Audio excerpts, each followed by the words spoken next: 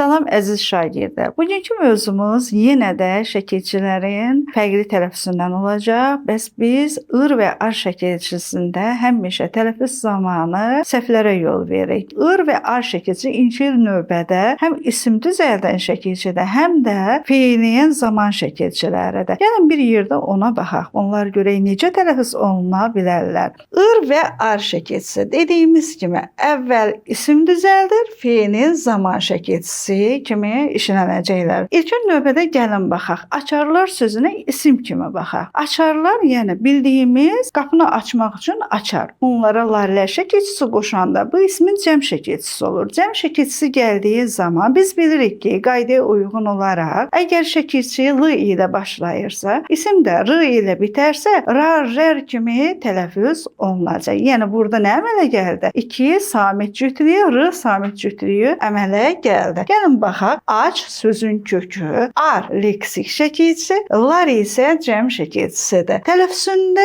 deməli isim olarsa 2 r samiti əmələ gələcək. Baxaq, tələffüzündə də kökə şəkilçiyə bölək bunu. Dəqiq fikrimizi aydınlaşdıraq. Lakin feil olduğu zaman, feildə zamandır. Aç, açarlar. Nə edərlər? Açarlar. Burada lar bildiyimiz kimi 3-cü şəxsin uzlaşmasına görə götürürük. Yəni xəbərlik şəkilçisindən sonra əgər mübtədə təkdəsə, xəbər də təkdə olacaq, mübtədə cəmdədirsə, xəbər də cəmdə olacaq. Yəni lar ilə mübtədə xəbər uzlaşmasına görə biz bunu götürürük. Ona görə də burada lar ilə olduğu kimi yerində qalacaq. Lakin zaman şəkilçisinə təsir edərək onu l kimi tələffüz elətdirir. Gəlin baxaq. Aç feil olaraq kökdə. Ar, ər qeyri-qəti gələcək zamanda. Lar, lər dediyimiz kimi uzlaşmaya görə cəmdə götürürük. İndi gəlin baxaq. Aç, allar. Deməli, hara təsir elədi bu l?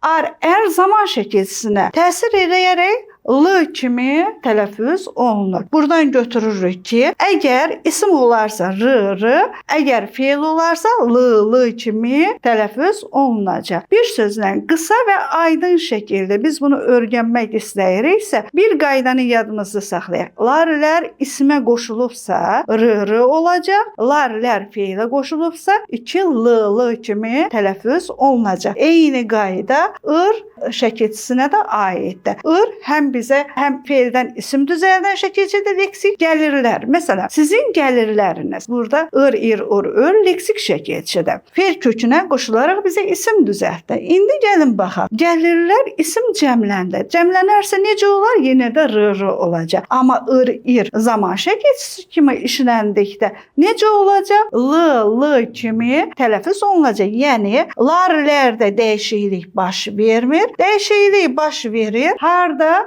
Zamanda dəyişiklik baş verəcək. Bu qədər əziz şagirdlərimiz. Əgər siz də mövzuları asan, rahat yolla öyrənmək istəyirsinizsə, mütləq yeni qruplarda, boş olan yerlərdə öz yerlərinizi tutun.